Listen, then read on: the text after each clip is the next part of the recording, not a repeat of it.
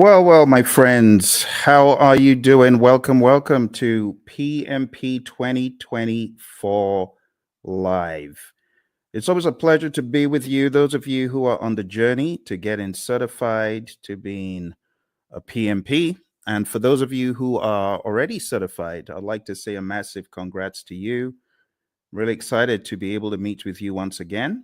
So don't be a stranger. Let me know where you're calling from or where you're listening to me from.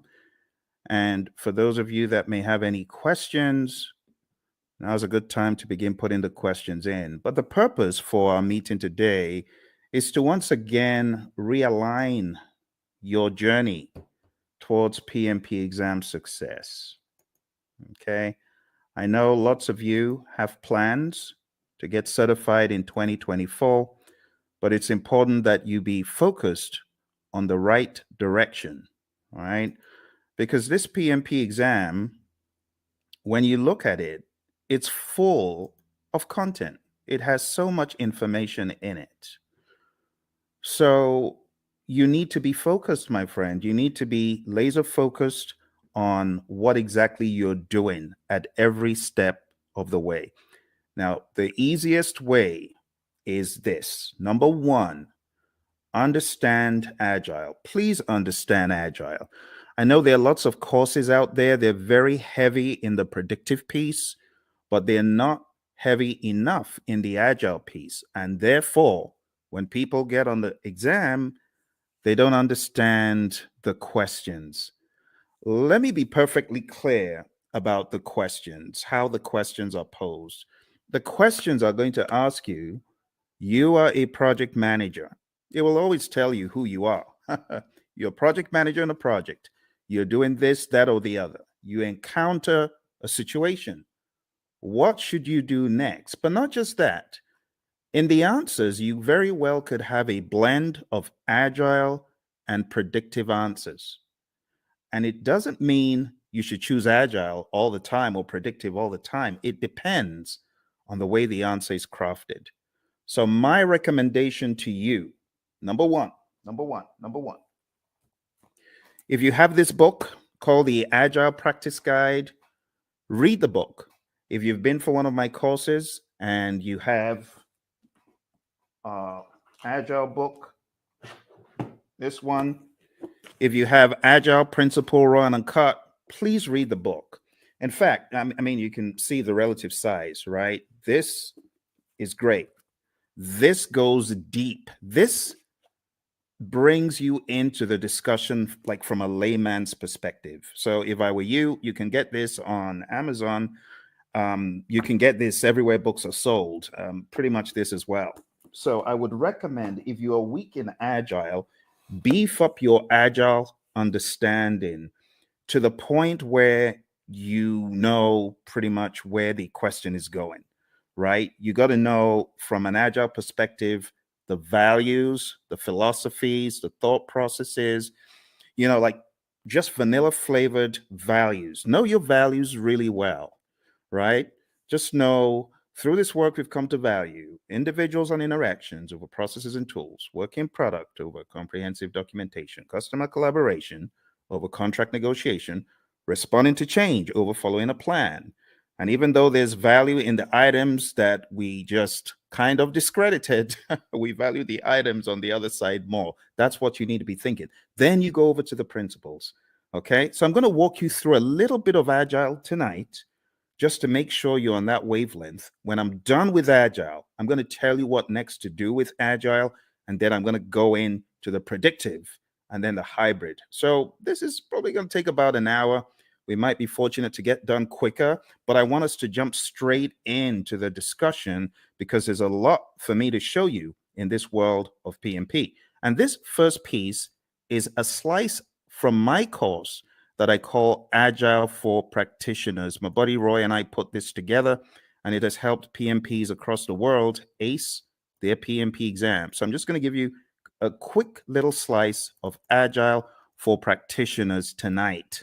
Let's jump straight into a few little introductions. So that's me. That's your buddy Phil. And I got certified in 2005. And since I got certified, I've been helping people across the world come from an engineering background. I'm one of those who escaped, who ran away and went into a different world of project management, trained many organizations, as you can see on the screen, many government entities, and so on. But let's jump straight into why agile. Why agile? I like this quote from Leon Meganson. It says, "It is not the strongest of the species that survives, nor the most intelligent, but the one most adaptable to change." It's all about adaptability, my friend, isn't it? You might recall on page 14 of the Agile Practice Guide, the Stacy model. Stacy model is a great representation of different spectrums where you can be either in an agile setting or in a more simple predictive setting. The summary is you don't have to be agile in practice every single project. For example, you don't have to use Scrum on every single project. You don't have to use Kanban on every single project. Imagine a nuclear plant shutdown. You can't do that saying, we're going to do everything entirely agile. Heaven forbid. You got to be predictive in some instances. And that's why we have the simple zone where we are close to agreement in the requirements and close to certainty as far as the technicality. So we've already gotten that out of the way, right? There's that understanding. Now, taking it up a notch to help you with your philosophies, the idea is in the world of project management, which of these is most important every time? If I asked you to select three things, just three things that you feel are mega important every time, what would they be? Would you choose time? I'm curious. Why don't you chat into me and say, "Hey, Phil, this is what I think. This is what I think is most important on projects all the time." You want to try that? Go for it. Go for it. Go for it. Tell me, what do you think is hyper important? Three things, if you're going to choose three out of these. Any ideas? Is it schedule? Is it budget? Is it scope? Is it customer needs? Is it quality requirements? Or is it team satisfaction? Which three?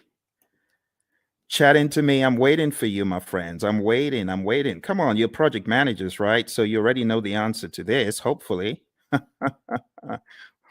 Which would you choose? Which would you choose?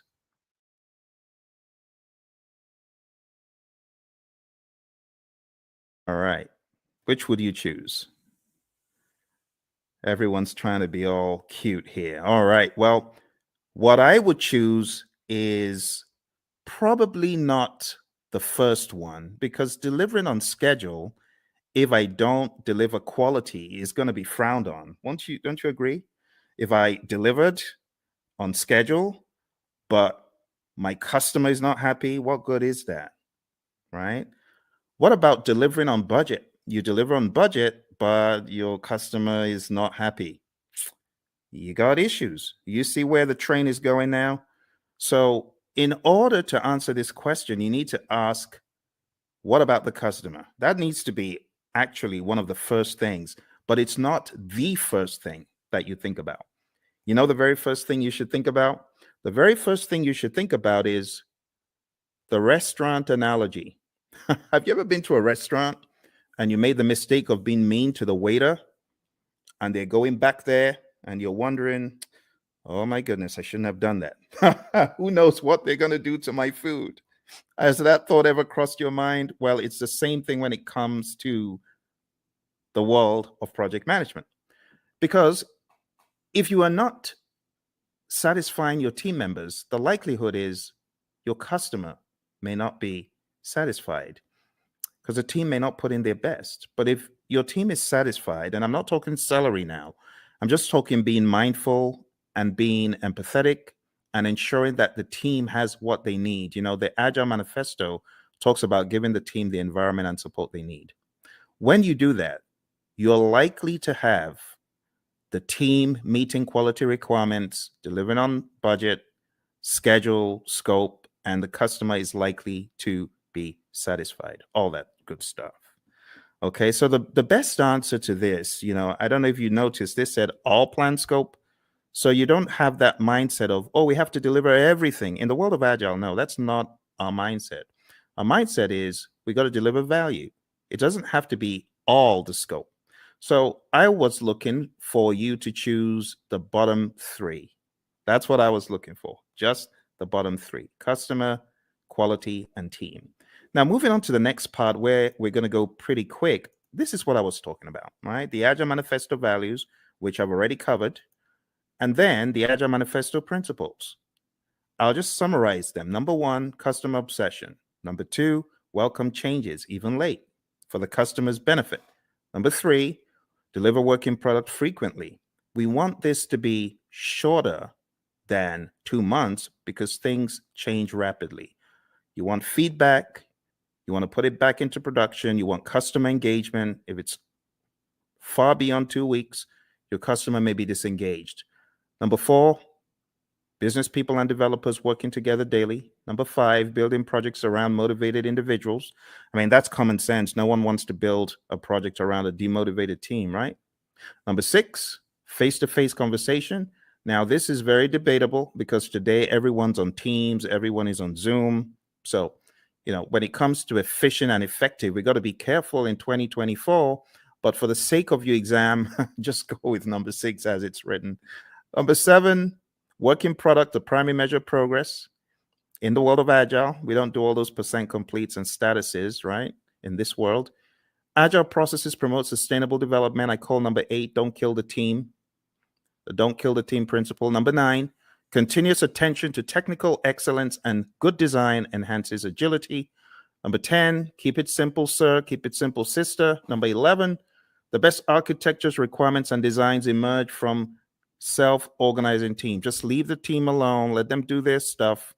You hired adults. You hired experts. They'll get it done better than when they were meddled with. And number 12, at regular intervals, the team reflects on how to become more effective.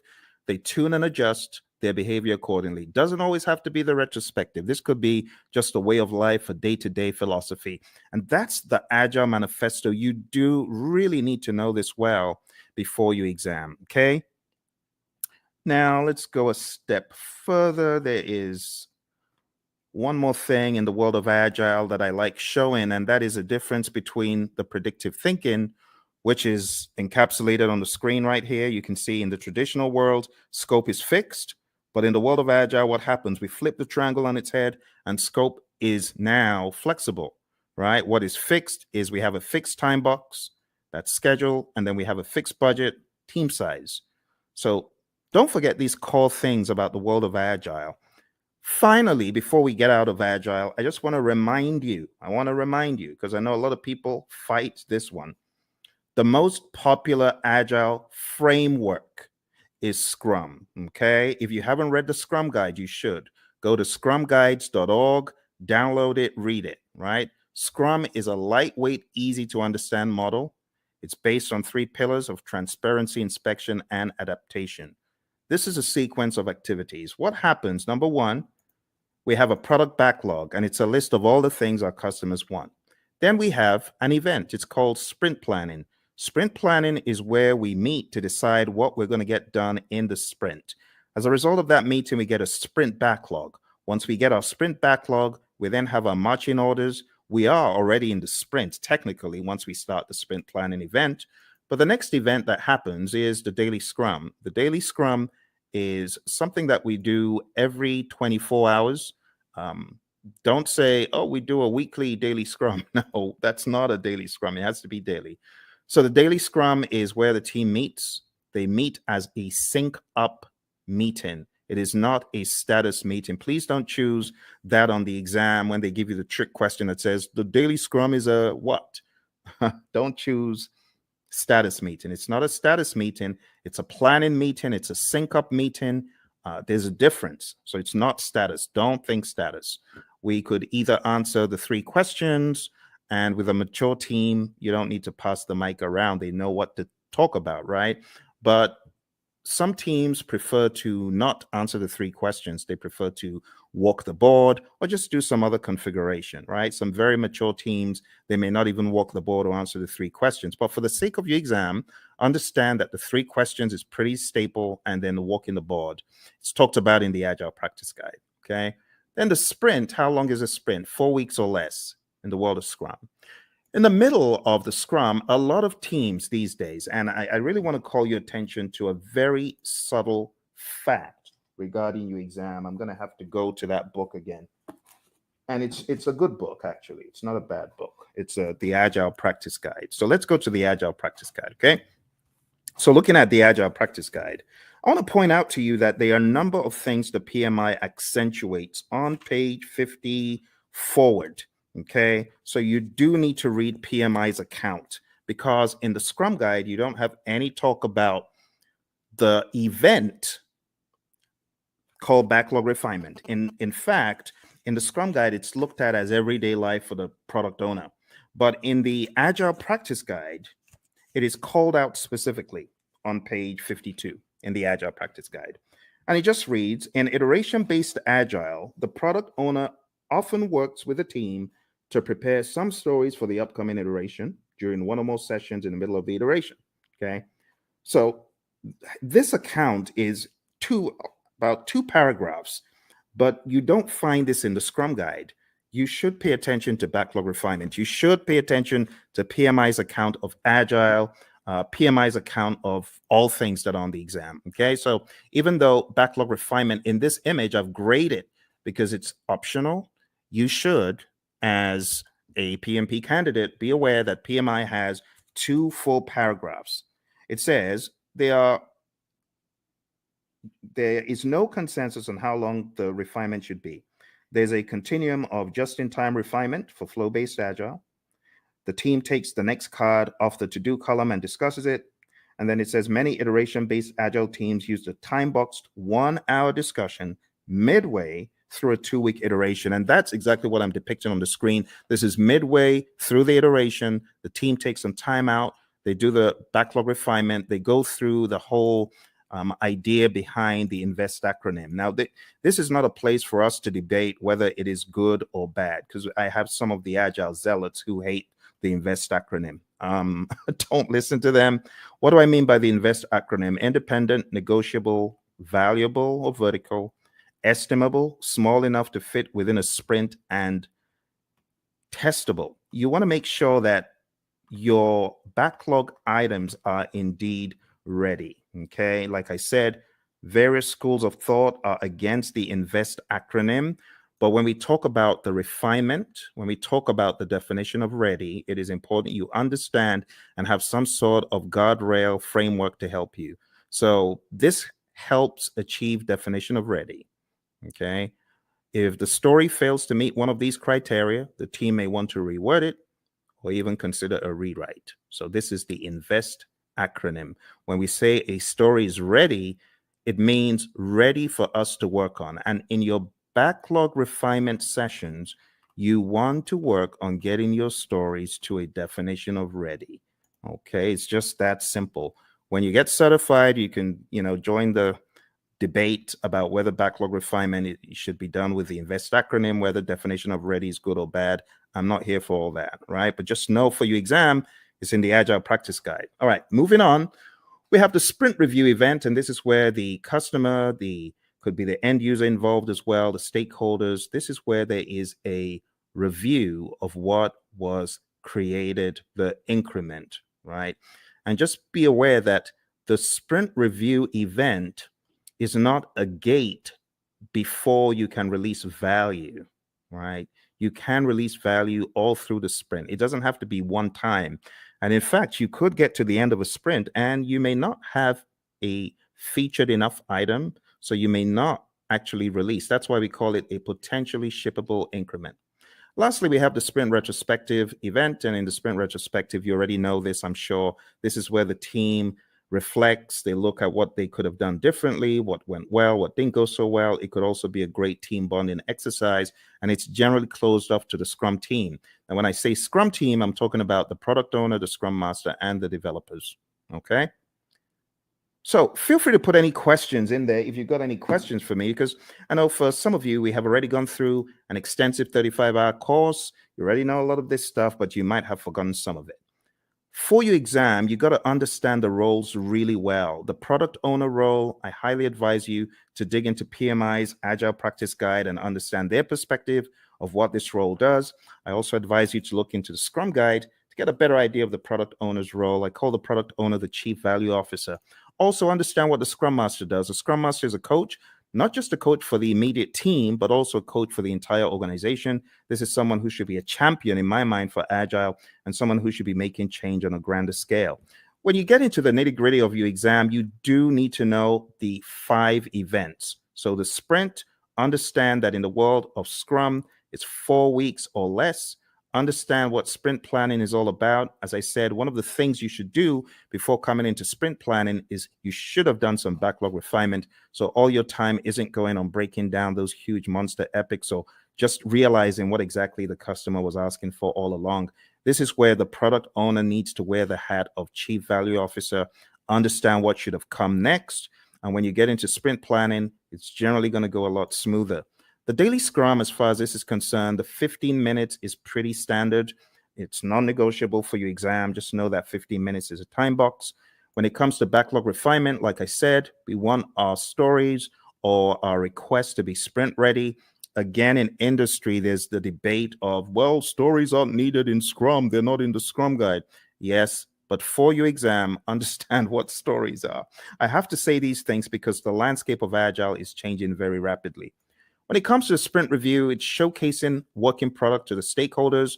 It's important that we don't relegate it to just a mere demo, but we see this as a working meeting. We can use this meeting to discuss metrics, what was not done and why. Delivery team demos the working product. The customers may even test it out. Physical products. We have a client of ours who had this physical autonomous vehicle, and customers could get to actually test out such things in a demo. All right. And then the retrospective, like I said, it should be a safe space. You want to understand what worked well, what didn't work well, and you could have some items that you take back to put into the product backlog for the next sprint so that you can improve on those items. But this is not mandatory. It used to be, but it's not mandatory anymore. Okay, a few quick memory joggers. A list of some of the long list of requirements, only those to be done in a sprint. Okay, I'm going to move very quickly. So these are just joggers for your memory, right? Since it says some, it is not talking about the all-encompassing product backlog. This is just talking about the sprint backlog. What about this one? The product backlog is prioritized and owned by whom? Okay, I've already given you the answer to this earlier on. So this is talking about the Chief Value Officer, aka product owner. All right, how about this one? The first event of a sprint is what? Okay, if you were listening in the beginning, you would have gotten that it's the sprint planning event. All right, let's go to the next one. The average length of a sprint used in most firms. If you use the world of Agile philosophies in your firm, you probably know the answer to this one. All right, so the best answer to this, my friends, is not the 1 month. I said 4 weeks or less, but in industry, the sweet spot is 2 weeks. All right, let's move on to the next one. The end result of the sprint is known as what? What do you call the end result of the sprint?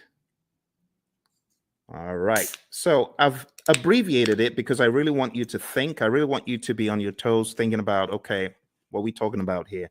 So here we're actually talking about the increment. Now, you can eliminate 1, but you're left with 3. It's definitely not the Project Management Institute. So the best answer that I would have expected you to choose is potentially shippable increment, PSI. Majorly because it may not be featured enough. All right, so PSI is the answer to that one. Okay, PSI. Okay. Next one, a daily scrum is what? What is a daily scrum? Is a daily scrum a planning meeting, a status meeting, a phase gate, or resolution meeting? Hey, Lawan. Lawan, good to see you.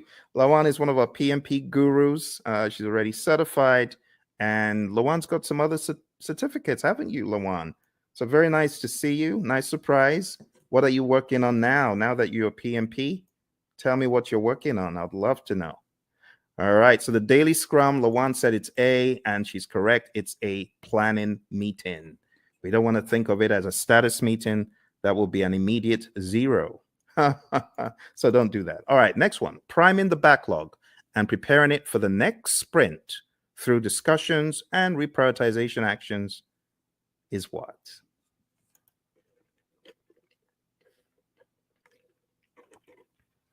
Awesome. Lawan is on it. She is on it. She hasn't forgotten it. Not missed a beat. Thank you, Lawan. The best answer to that is indeed what you chose. The answer is backlog refinement. And backlog refinement, we talk about it as being not mandatory as far as an event, but in the Agile Practice Guide, we see it there front and center. All right. The potentially shippable increment should be shown to the customer in a demonstration. This is known as what?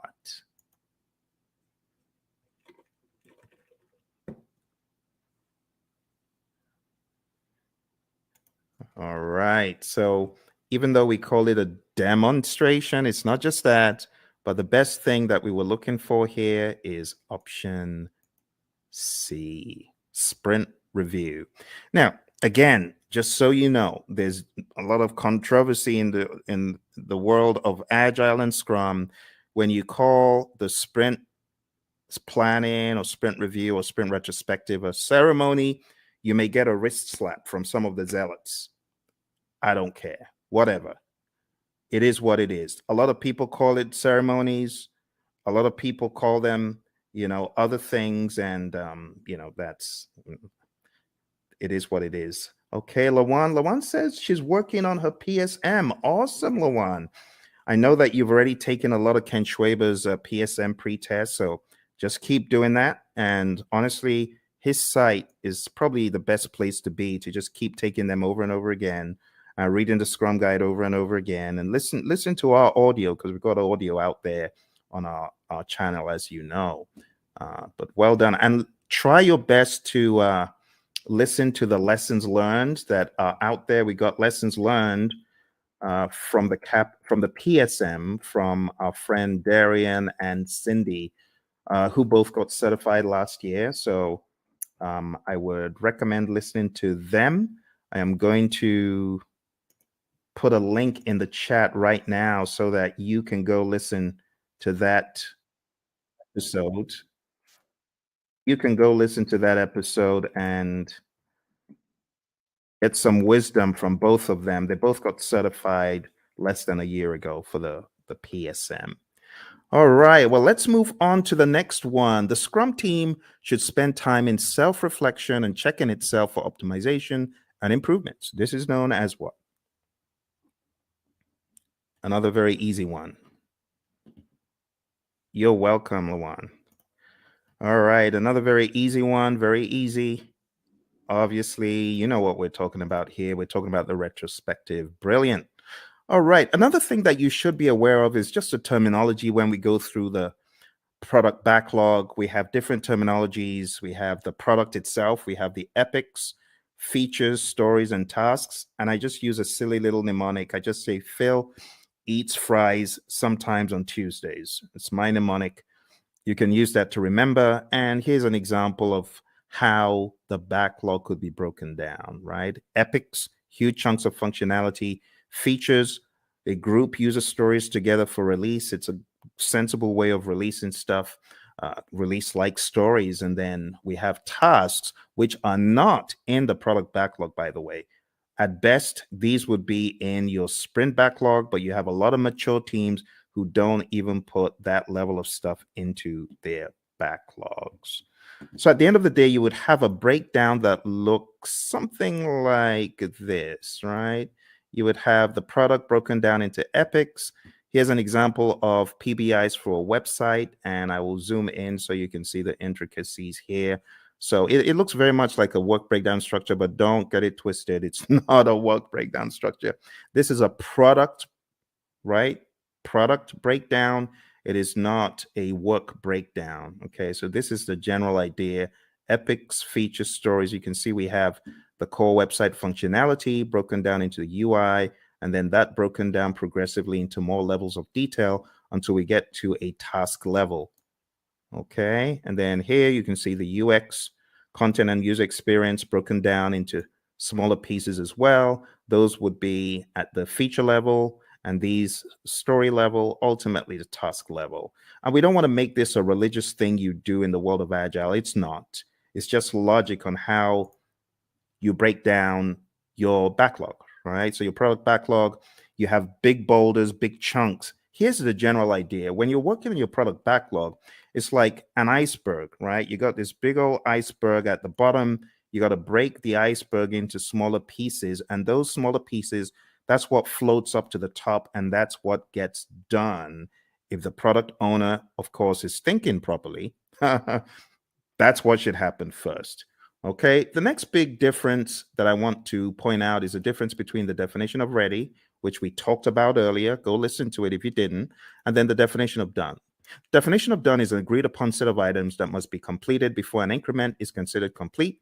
Do not mix this up with the acceptance criteria at the back of the card. The acceptance criteria, of course, could be one of the items that we are looking to be complete, looking to have met the requirements. But at the end of the day, the definition of done is not just one thing, it's a number of things. And it's on a case-by-case basis, depending on your industry and depending on your unique situation. But just remember that the definition of ready and the definition of done are different things. What drives Agile is a concept of value delivery. So you want to make sure you're delivering value to your client. Value should be the number one thing. Another thing that we joke about in our class is the concept of food, because we know people love food. But imagine if you went to a five-star restaurant and you wanted the dessert and someone said, no, you can't have the dessert. You got to eat the greens. Well, as an adult, you can appreciate that. But what if you were a kid? You wouldn't. In the same token, our customers, they have things that are near and dear to them, like dessert. And we say, give them the value they want first. Don't withhold the value from them. Because they won't be happy if you withhold the value from them. If you gave them the value, then they understand you get them, right? You totally get them. So how do you order the backlog? The different ways of ordering the backlog, but one of the philosophies is to understand the concept of doing the big, hairy, audacious things first, right? The high risk, but high value. So always think, what is high risk? What is there a high risk and a high value on in this project? If there's a probability that you won't get a high value item done, that could be bad. So what should you do? This is just basic project management common sense. Do the riskiest stuff first. And if you do the riskiest stuff first, there's a likelihood that you will at least get them done. If you don't do the risky stuff first and you do it last and then you don't get it done and the time box is over or the number of iterations you promised is over, that's no good. So we often say high risk, high value first, low risk, high value next, low risk, low value next. And then why do you even want to do those in the top left quadrant? Why do you want to do high risk, low value? It doesn't make sense. There's so much risk in it. Low value, it could actually tank the entire project. All right. So we're not saying this is the only way to think, but we're saying start off by looking for the high value stuff and then look for the riskiest of the high value stuff. There are other instances where you could prioritize based on other items such as urgency, cost of delay, weighted shortest job first. There's so many things you could think about. So when we think about ordering the backlog, the job of the product owner is a rather interesting one because the product owner has to think so many things: revenue, demand, importance to end users, frequency of use, the risk of not having it, and so on and so forth. So as a product owner, your thinking always needs to be what is most important. Now, the product owner sometimes falls into the fire alarm trap, which is pandering to people who are shouting the loudest. That is not the way to do it. You want to use more sensible criteria like NPV, ROI, Moscow, and Kano, which are really just categorization techniques when you think about it. Weighted shortest job first could be another one, and the risk-adjusted backlog, the concept of the risk-adjusted backlog. So there's so many pieces that you need to master for your PMP exam, but ultimately, you're going to understand that Agile is front and center, because I cannot tell you how many people have cried, my Agile was so huge on the exam. I was not able to answer the questions quickly enough. It took me such a long time to read them and things like that. So you got to be ready. Scrum is definitely the big number one framework for the world of Agile for your exam. And then the number two framework that I would highly advise you to hone in on is Kanban. Just understanding how Kanban is structured, what it actually means when we say limit your WIP and why we say limit your WIP.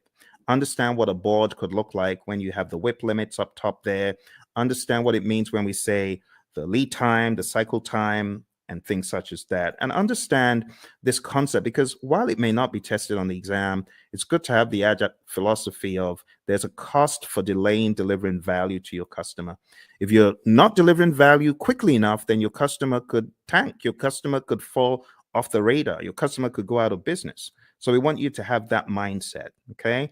And last but not least, I'll just say have a mentality of the shuhari, right? Alistair Coburn brought this into the world of Agile from the world of Aikido, and it's just a great philosophy to understand. You got to go through a period of blind obedience.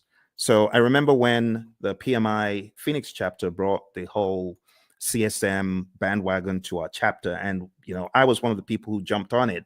And our trainer was receiving a lot of consternation. Tom Meller was receiving a lot of consternation from the PMPs because they felt, what is this? This doesn't make sense. Why should we do this? Don't criticize our project management and things such as that.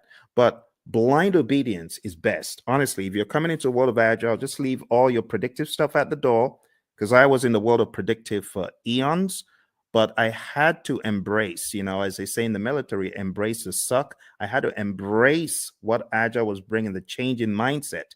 And not until I embraced it and I went fully in did I fully get it. So the blind obedience stage is really important. After the blind obedience, you get to the heart stage, consciously moving away from the rules, detaching, breaking free. And when you have done this for a period, you now understand the why, and you are just on autopilot Agile when you get to the restage. You're unconsciously finding an individual path to go beyond or transcend. So, my friends, for your exam, this is the first piece that I wanted to introduce to you because Agile is big. It's really big. Now, if you haven't already realized, your exam is going to be based on people, process, and business. And people, process, business could cut across the world of Agile, or it could also cut across the world of predictive. Yes. And that is why I should not say the 12 principles. 12 principles are important. That's in PMBOK 7. So let me just get the 12 principles out of the way for a quick second. 12 principles. Let's talk about that. So for those of you that haven't read about the 12 principles, I want you to download a PMI PDF. I'm going to try to put that PDF in the comments below. So PMI 12 principles. I'm going to share a very, very helpful PDF because it could help you. Like if your exam is tomorrow, you obviously aren't going to have time to read this book, even though it's not as big as the 6th edition, but it's still a significant effort. But maybe, just maybe you could go through the 12 principles in this PDF.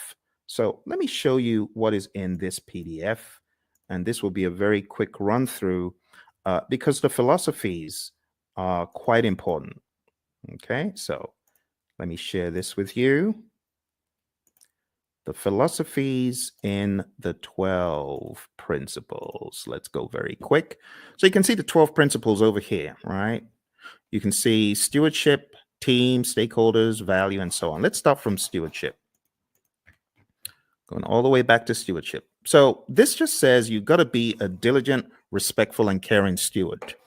All of those things there are extracted from the PMBOK 7th edition, and this is kind of like the most significant part of the book in my mind.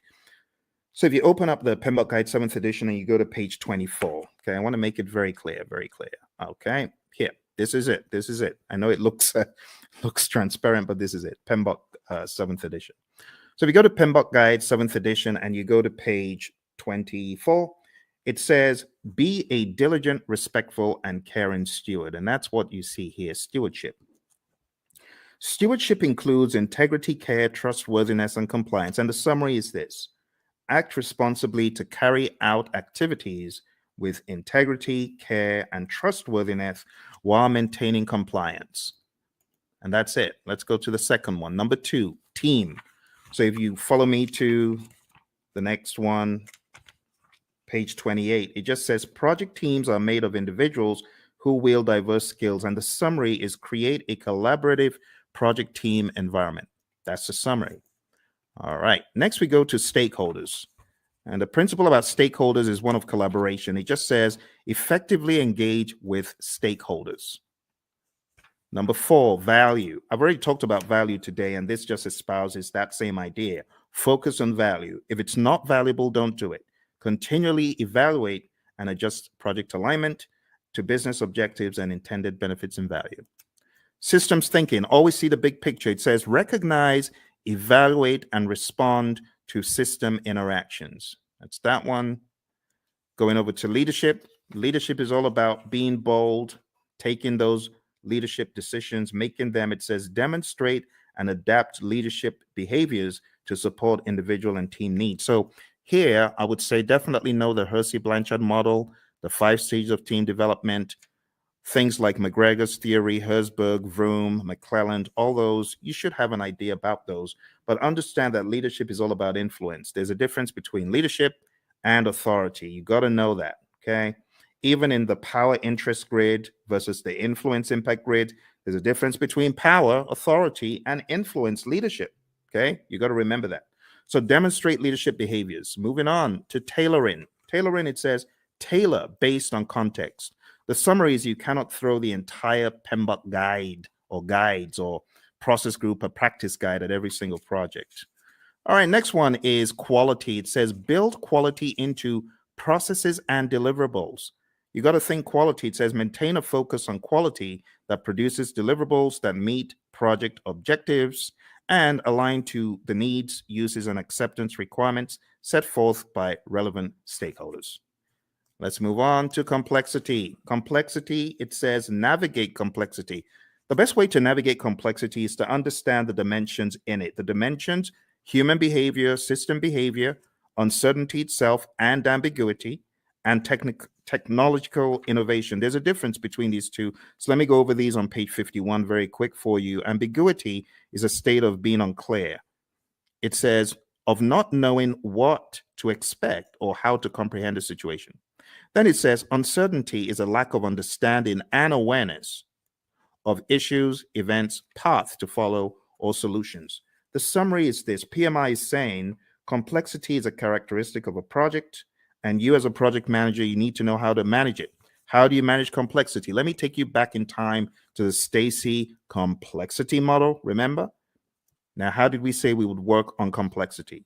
We're going to break things down into smaller pieces, do things in iteration. Sounds like agile, right? Because that's what we're talking about. All right, number 10, optimize risk responses. It says continually evaluate exposure to risks, both opportunities and threats, to maximize positive impacts and minimize negative impacts to the project and its outcomes. Number 11, embrace adaptability and resiliency. It says build adaptability and resiliency into the organizations and the project team's approaches. It says most projects encounter challenges or obstacles at some stage. The combined attributes of adaptability and resiliency in the project team's approach to a project help the project accommodate impacts and thrive. Adaptability refers to the ability to respond to changing conditions. Resiliency consists of 2 components: the ability to absorb impacts and the ability to recover quickly from setback or failure. Last but not least, we have number 12, one of my favorites, and this says enable change to achieve the envisioned future state. It says prepare those impacted for the adoption and sustainment of new and different behaviors and processes required for the transition from the current state to the intended future state. Here's the deal, my friends. If you're ever going through change, just remember that people are different. Some people cannot absorb change very well, and others can. So you must approach it from a humanistic standpoint. You have to be empathetic. You have to understand the J curve, the way the J curve works. People are going to be in that valley of the J curve, pondering and wondering, how does this impact my life? They're going to be down in the dumps. So what the PMI advocates quite a lot is sense-making sessions. Don't forget the people. All right, and that's pretty much it for PMBOK 7. For those of you who have been asking the question, Phil, does that mean I need to just read the entire PMBOK 7? I've told you, listen to what I'm telling you. Read, I've given you one PDF. Can I give you one more PDF from the PMI? Let me give you one more PDF from the PMI. I'm going to give you the domains PDF because I know some of you, you're still wondering, but what about the domains? I need to know the domains. Okay, I'll show you the domains. You want domains? We'll go to domains tonight. I'll show you. So here we go. Here are the domains. Okay, just to ensure that your curiosity is satisfied, there are 8 domains in the PMBOK Guide 7th edition. Now, stay with me because I know some of you are fixing to run away. Stay with me. Okay, I got to explain this. This is PMBOK 7. This is PMBOK 6. PMBOK 6 is a wildebeest. It's huge, right? It has 756 pages. This one, on the other hand, has 300 something pages. However, when it comes to predictive project management, this does not do a good enough job, which is why the PMI have included in their library something called Process Groups of Practice Guide. And that took from the now out of publication 6th edition, and they put together Process Groups of Practice Guide to walk people through the knowledges and process groups. Because, should I just be honest? People ain't buying the domains. People are like, we've known the process groups and knowledge areas for the past 2.5 decades. Why are you giving us? It reminds me of the Israelites. Why are you giving us this stuff to eat? Why are you giving us why are you giving us PMBOK 7 to eat? So let me show you the summary, okay? Let me show you the summary. Here is the domains, okay? I've put the domains in the chat. Now let's share the domains very quick. Now, I'm going to read for you from the PMBOK Guide 7th edition, and hopefully you will not ask me this ever again because I feel it's not a very good use of our time, but I know some of you are curious. So let's go to page 7. And another thing about this book is it has 2 sets of pages. You have page 1 in the side where you have the principles, and then you have another page 1 where you have the domains. But let's talk about the domains. Listen carefully. It says, a project performance domain is a group of related activities. That's the difference. It did not say a group of processes. You get it? A group of related activities that are critical for the effective delivery of project outcomes. Project performance domains are interactive, interrelated, and interdependent areas of focus that work in unison to achieve desired project outcomes. There are 8 project performance domains. Number 1, stakeholders. Number 2, team. Number 3, development approach and lifecycle. Number 4, planning. Number 5, project work. Number 6, delivery. Number 7, measurement. And number 8, uncertainty. Let's go through them hyper quick. Stakeholders is all about your care for your stakeholders, understanding that you need to effectively interact with them. In other words, you need to manage their engagement. The team domain is all about caring for the team, team health, and team optimization. Development approach and life cycle is all about selecting the right development approach. Is it going to be agile? Is it going to be predictive? Is it going to be incremental? Is it going to be agile? And then going down into the smaller silos, is it going to be Scrum? Is it going to be Kanban? Is it going to be TDD? Is it going to be ATDD that we use here, right? And so on and so forth. Planning is all about planning the project. It's that simple. Project work, as it says here, addresses activities and functions associated with establishing project processes, managing physical resources, and fostering a learning environment. Watch this. Project work is associated with establishing the processes and performing the work.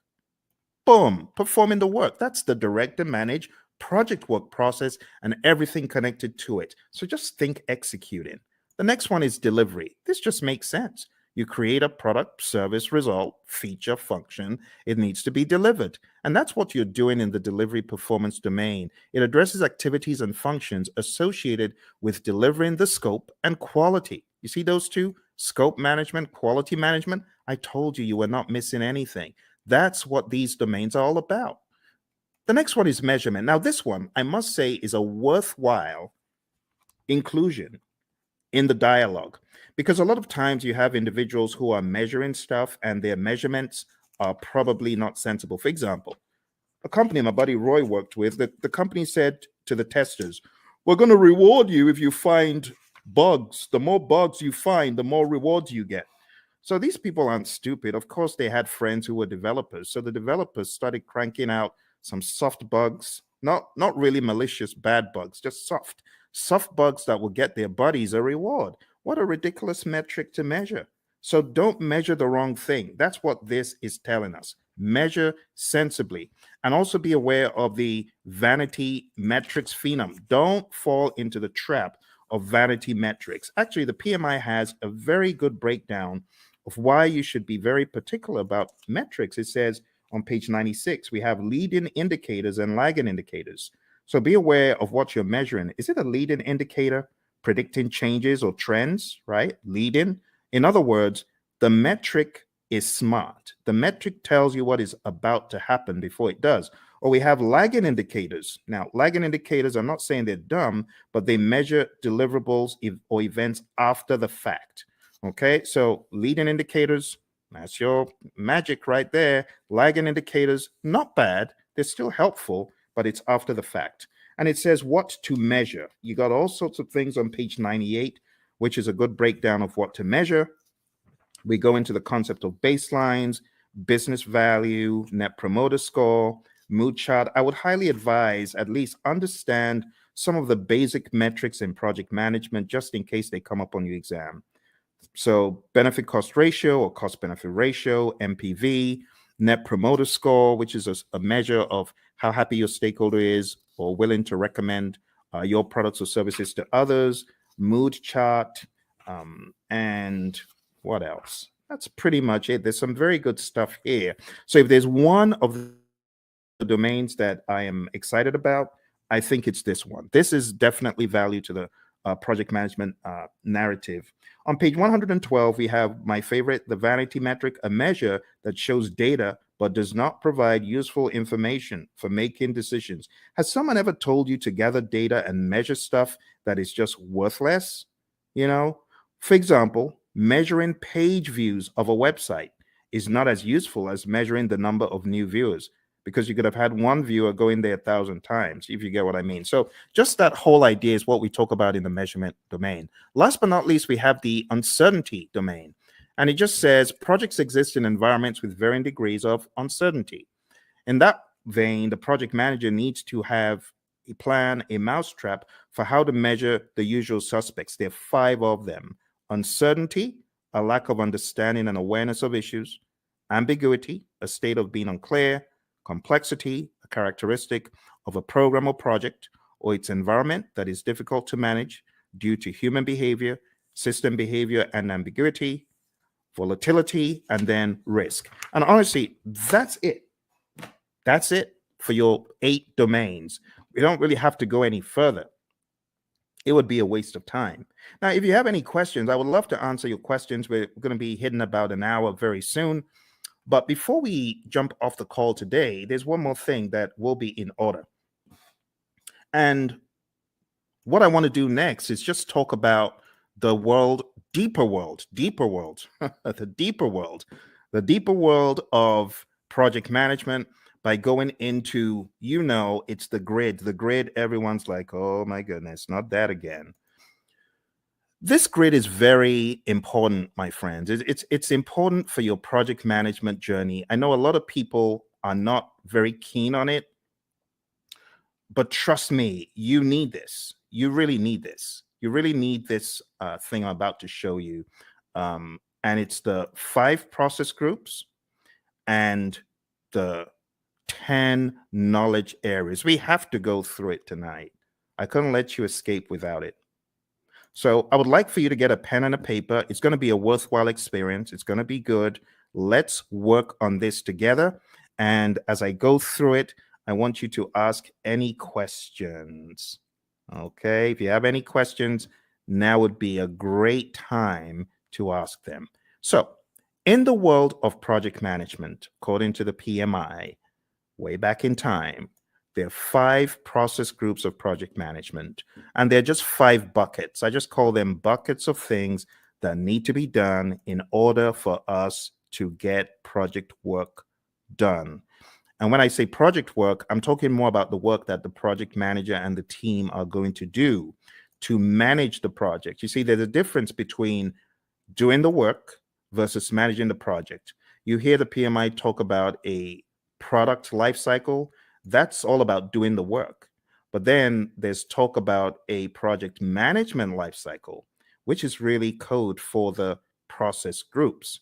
So if you're taking this exam, what is going to help it become easy for you? I heard this again from one of our latest PMPs. Shout out to Lily, who got certified about 4 days ago. She said the same thing. This will help your exam. Highly recommend that you watch this over and over again and you work with me. I am going to be typing in all of the process names and I'm going to be explaining them to you. All right. So why don't we get started with the first area of knowledge? Because we got, I prefer extra money in cash at the top, or I prefer eating mangoes chilled. And then we've got, I saw 6 chipmunks quietly roasting coffee, reading poetry stories. Or I saw 6 Cubans quietly rolling cigars, really puffing smoke. You choose whatever one you want. As long as you remember the 10 areas of knowledge, I'm good. Moving into each one, we have the very first, which is integration. I'm going to be making them a bright yellow as I go through. Hopefully I remember to be consistent with it. And in that way, you'll know which one we're on, okay? So right now, we're going into integration. Let's make it a bright yellow. All right. So in integration, the very first thing that happens is the develop project charter process. And in develop project charter, you are creating a document that authorizes the project. You, the project manager, could be working on this, but you don't necessarily have to, because if you've got a sponsor who is capable, they could create this by themselves. They don't need you to do it. But other times they may ask you to do it. In fact, in a lot of companies, the project manager creates the charter, the sponsor signs off on it. So you have to understand that dynamic. All right. Next, going over to planning. The next thing you do in integration is you develop the project management plan. And this is where you put the big plan together, because there's a lot of stuff that actually happens under the process that we're not seeing yet. There's stuff that happens under integration, and all of that rolls up, technically speaking, into integration at the end. We'll talk about that progressively. Next, going into executing, we have the direct and manage project work process. This is where the work is being done and the major output is a deliverable. So think about it. Everything that you're doing in project management, whether you're making a chicken sandwich or whether you're working on software or code or whatever, you will have the time when you need to do the work. And direct and manage project work is where the project manager is helping by directing and managing what needs to be done. Okay. From direct to manage project work, in addition to deliverables, we get something called the issue log, and we also get work performance data, which is just like you as a project manager, you are observing what is happening on the project. You know, you're observing how many widgets have defects. You might be observing which employees are unable to come in for work. We call that work performance data. The other thing that happens here in executing and integration is manage project knowledge. Okay, and then moving over to monitoring and controlling, we have a process called monitor and control project work. And this is where we are creating reports. We call them work performance reports. And the reports help understand the status of the project and so on. And the other thing that happens here is called perform integrated change control. And this is where you are reviewing the change requests that come in. The change control board is also involved. So you would review the change request as it comes in. If the change request is not in formal writing, you are encouraged to put it in formal writing. And then you review it, you do an impact analysis, and then you send that information to the change control board, and they can review the change request and decide whether it's going to be done or not. And then in closing, we have the close project or phase process. Close project or phase. And this is where you close out either a phase in the project or the project as a whole. Now, what I want to do right now is just comb through them in a little bit more depth. All right. We get a project charter from here, develop project charter over here. From develop project management plan, we get our project management plan. From direct to manage project work, we get our deliverables. From manage project knowledge, this is where we do our lessons learned. We get a lessons learned register. From monitor and control project work, we get our work performance reports. From perform integrated change control, we get our approved change requests. Remember, we could also say the change log is technically an output from here. But remember, your exam is not based on all these inputs, outputs, and stuff. They just help you understand the flow. It is important for you to understand the flow, my friends. And then we have close project or phase. So closing out the project or a phase in the project. This is where we have a final product, service, or result transition as an output. We also have a final report as an output. Okay. Now, these are not just random words that I made up.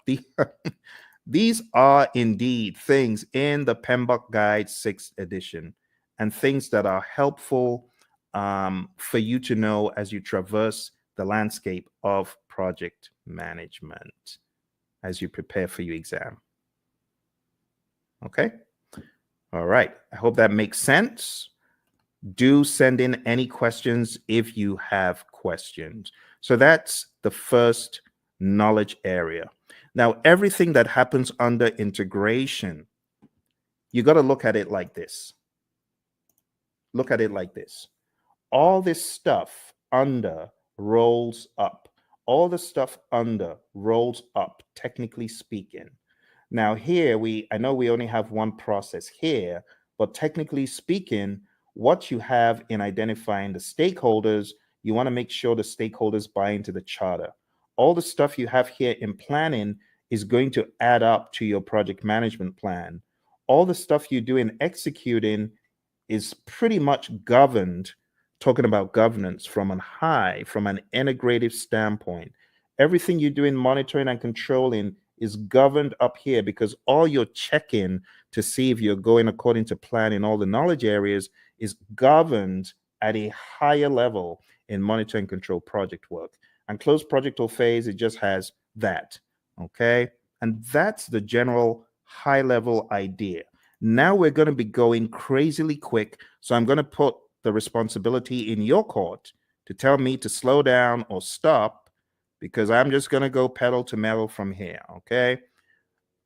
All right.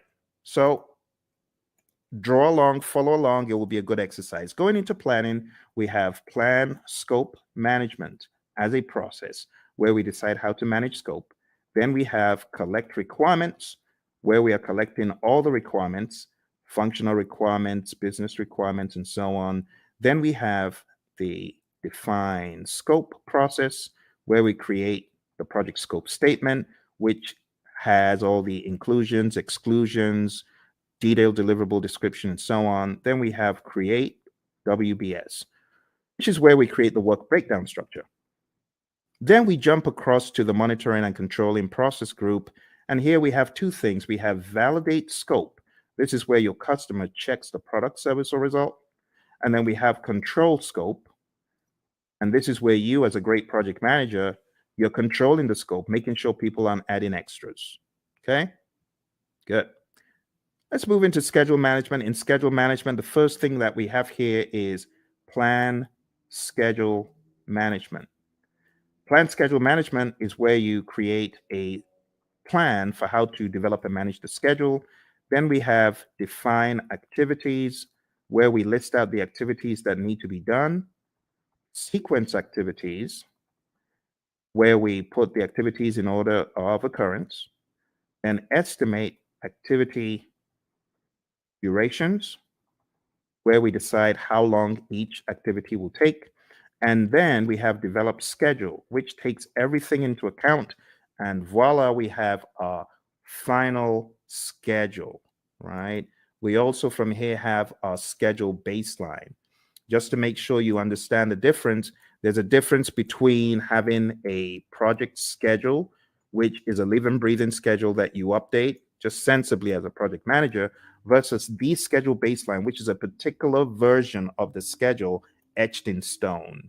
So there is a difference between the schedule baseline and the project schedule, and it helps to know that. Last but not least, on the other end of the spectrum, we have control schedule, and this is where we ensure that our schedule is going according to plan.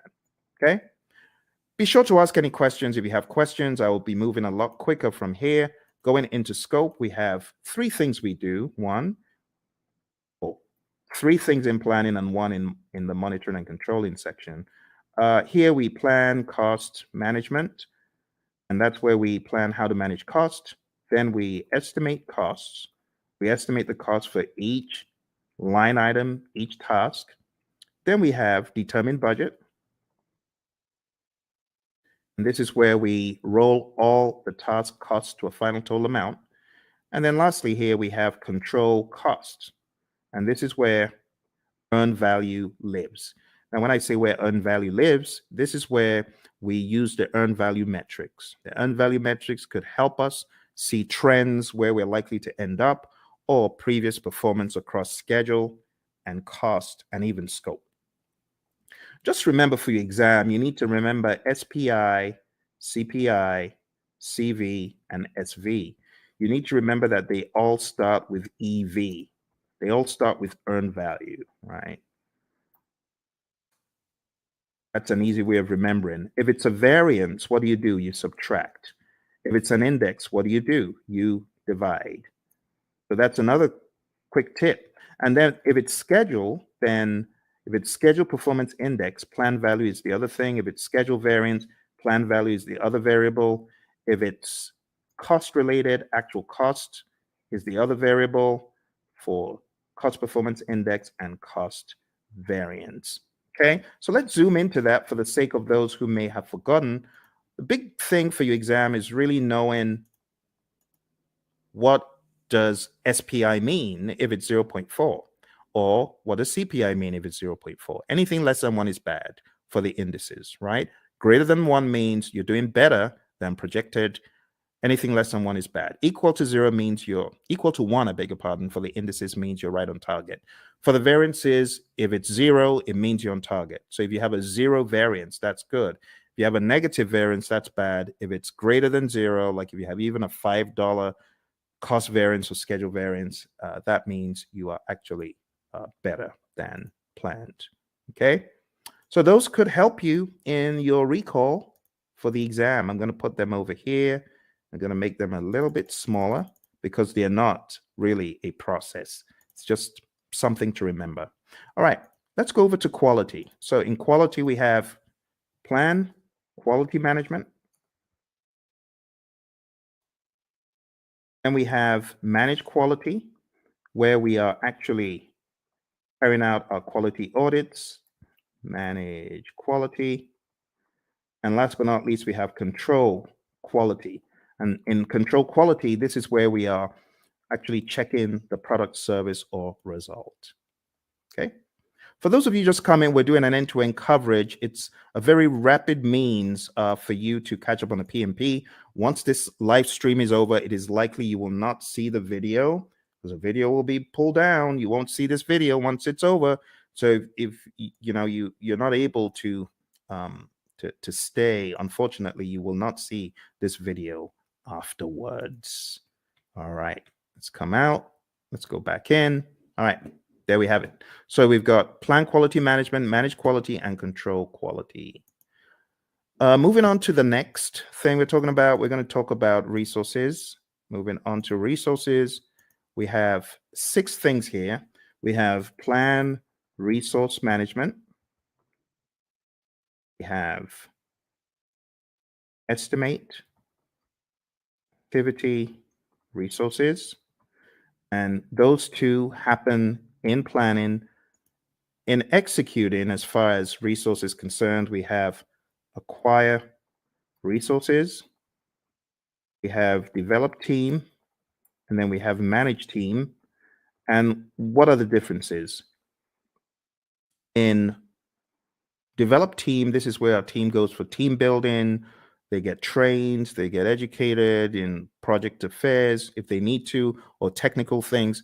And then in managed team, this is where we give the team feedback. And last but not least, here we have control resources. All right.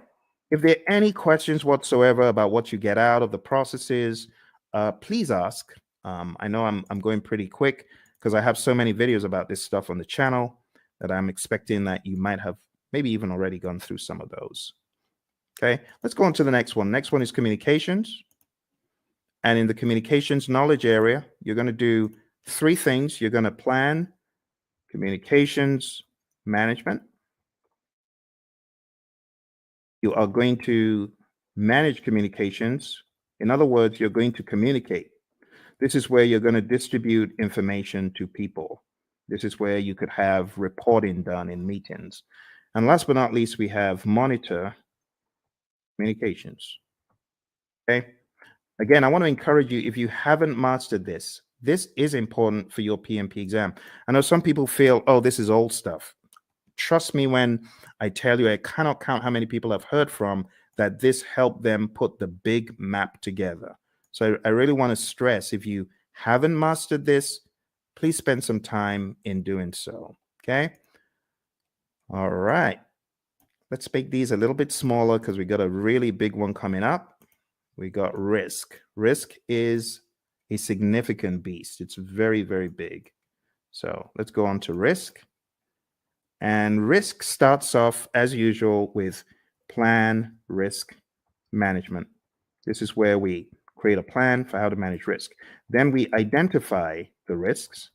Then we perform a qualitative risk analysis. Think about it like a high, medium, low, or on a scale, numbers that generally don't equate to the same thing from project to project, but they help us in the prioritization of the risks, as far as which risks are we going to go after, which ones are we going to leave alone, so on and so forth. All right, moving on. We have perform quantitative risk analysis. And this is where we analyze the risks from a numeric standpoint that is also dollar related or something quantitative like weeks. You could analyze from a schedule perspective, how many weeks, how many days, and that's an absolute. That is not qualitative. Or how much money is going to be the result of this risk as far as contingencies are concerned. This is where you're getting really into some hardcore amounts. The next thing that happens is called plan risk responses. And then we jump across to executing, and then we implement those responses. Okay, and last but not least, we have monitor risks.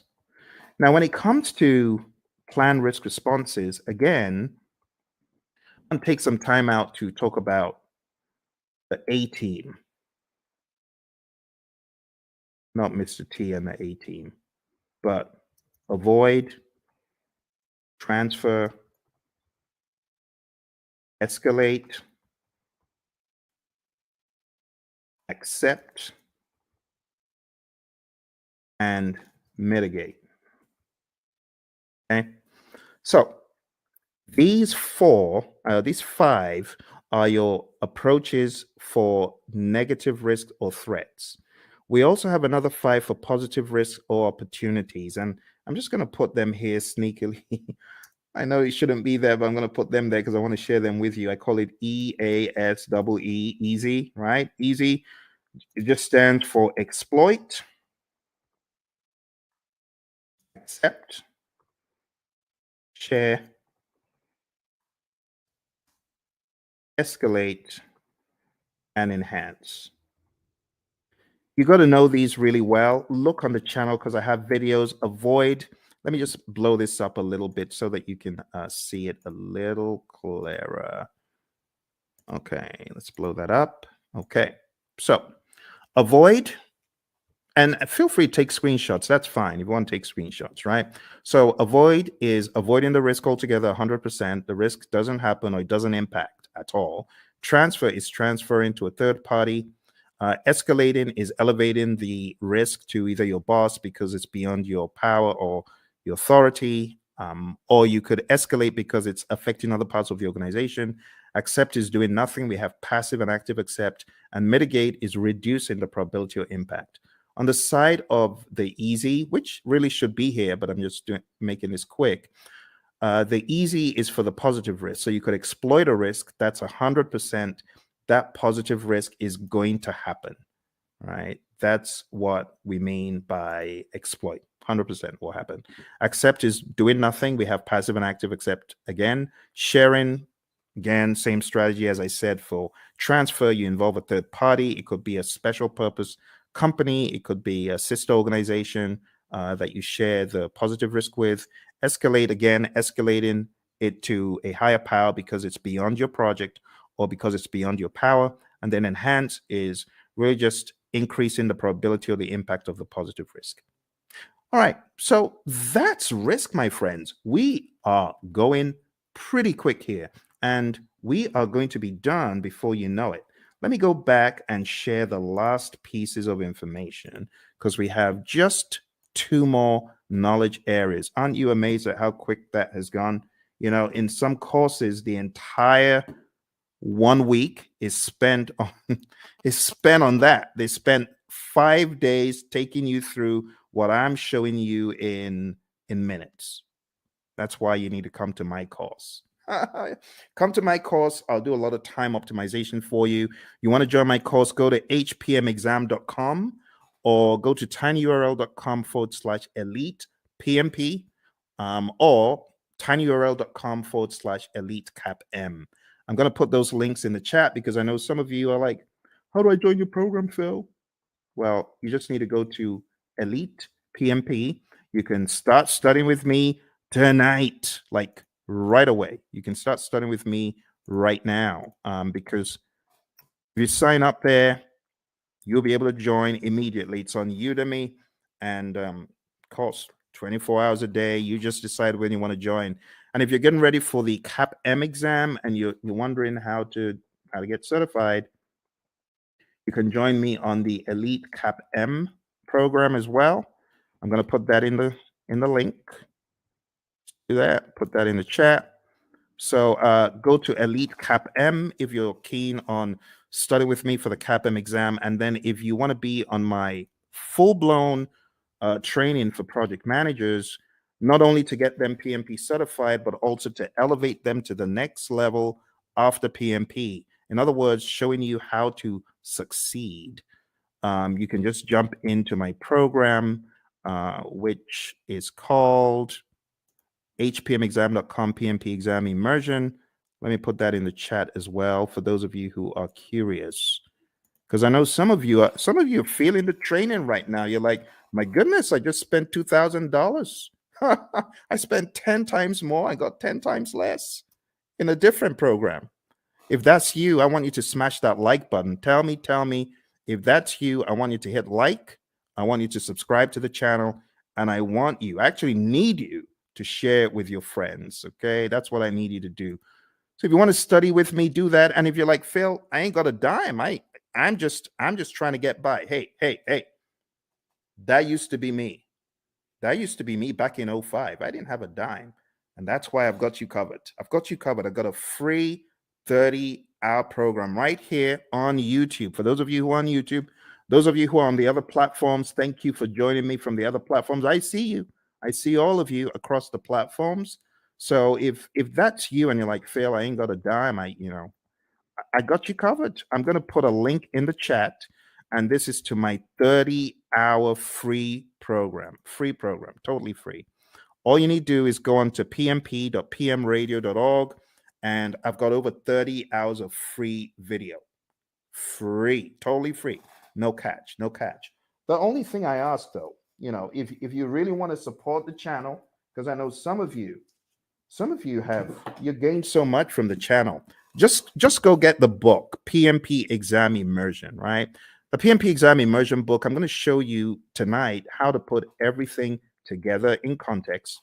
And if you wanted to get this book, like download the book right away, you can. This book has the deep secrets to your PMP success because it puts everything together. It puts agile, predictive, hybrid, it weaves it all together. It's called PMP Exam Immersion, the book. So I know I have the course, but this is the book. And if you get the book on the link that I just shared, you'll actually be able to download a workbook. And the workbook has 100 of these crazy, what should a project manager do next kind of questions. So whatever the case, whether you can afford it or not, I got you covered. For those of you who say, Phil, I'm just, trying to survive here. That used to be me. So I got you covered. Don't worry. Just go to pm.pmradio.org, and you're gonna be extremely delighted when you see what I have in store for you guys and girls. Okay. So let's jump into the final piece of our journey today, which is going over the last two.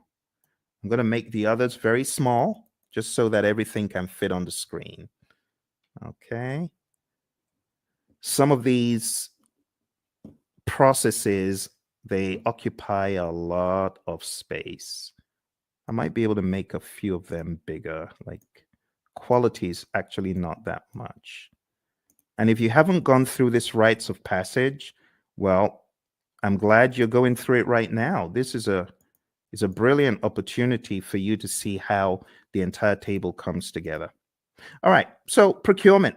What do we do in procurement? Number one, we plan procurement management.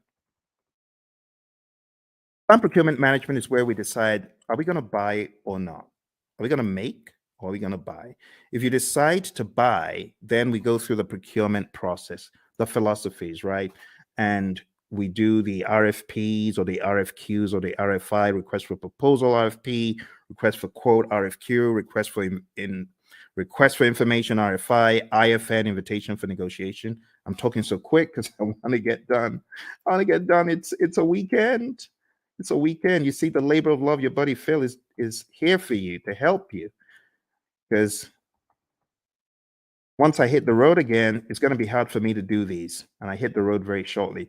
All right, conduct procurements is where you take a look at all of the proposals that were sent in and you select one or two, you award a contract, and then control procurements.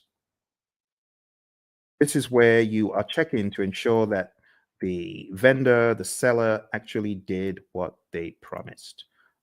You want to make sure that they are delivering. You want to make sure that they are on time. You want to make sure, as one of my students said, hey, my client just showed up and we do interior for airplanes and they just showed up to do an audit. That's control procurement. You want to make sure that the seller is really upholding the quality. And the funny thing is they weren't, because, some of these folks, they bring in, they want to show off to their friend, like, oh, you need to take a look at this aircraft that we're refurbishing.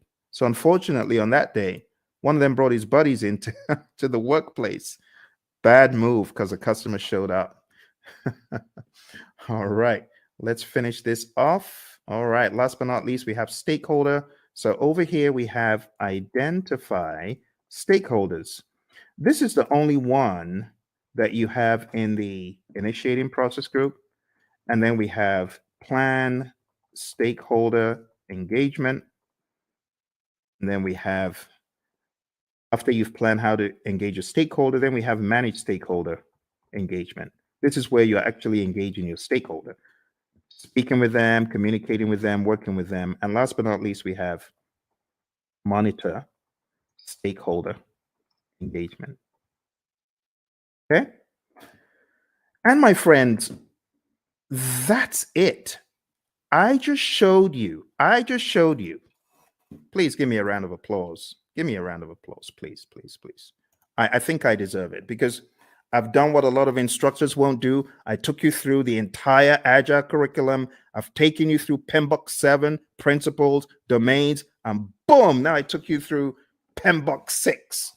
PMBOK 6. Do you know how much time that would have taken to go through these books alone? Do you know what that would have taken? We went through this, we went through this, and we went through this. All in 1.5 hours. Please give me a round of applause. I need some likes. Like, please, please help me, help me. I know some people think, why is he asking for likes? I need your likes. I can't do this alone. I'm trying to help the world get PMP certified. You need to remember where I'm coming from. On my PMP exam, question 20, do you know what the time was? Question 20? I was 1 hour in to my exam on question 20. Think about it. If this exam has 180 questions and this guy's only done 20, how many hours does he need to finish the exam? The wise people would say 8 more hours. You're correct. It was a disaster. I had only gotten to question 20, 1 hour in. And this is a very good example of how not to take the exam. Don't take the exam saying, oh, I've got to answer this. I'm going to use all the time I can to answer this one question. No, don't do that. Don't do that. I was spending 3 minutes a question. How foolish. Instead of me to go with my gut and just keep mowing them down, just keep going. Even if you feel they're not right, you don't have the luxury of time. I've had a lot of students who say, Phil, I was shocked. I ran out of time. Normally, before I got into the exam, I was killing all of my mock exams. Of course, because the stakes are higher. Your brain is going to be working differently. You're going to be working differently. So don't try that stuff that you do at home on the real exam, okay? Which is why I say roll up your sleeves and go to a test center, smell the coffee. It'll kick in. It'll kick in. Just drink the coffee, but smell the coffee because you realize the stakes are high. Long story short, after 1 hour, I started writing my eulogy of the PM slain in the Battle of PMP. The PMP who tried his best, the PMP aspirant, the PMP wannabe who tried his best. Phil tried his best, but alas, he was slain at the Battle of PMP. Why was he slain? He didn't have his weaponry right? So I was crafting my eulogy until a conspiracy theorist gremlin pounced on my shoulder. And I'm grateful for that conspiracy theorist gremlin. And the gremlin said, the PMI is looking at you from behind the scenes, and they can see that you got all the questions wrong, and they're giving you more of those questions. You got risk wrong, and they're giving you more risk. You got schedule wrong, they're giving you more. Why don't you go to the back of the exam? It was a crazy thought, but this is what got me out of the exam alive. I jumped all the way to the back of the exam. Back in those days, you could move backwards and forwards between all the questions. And back in my day, there were actually 200 questions. So I went all the way to the back and I started doing the questions from the back, from the back, from the back. Truth be told, hey, use this. Use this as the fire escape. For me, it was the fire escape.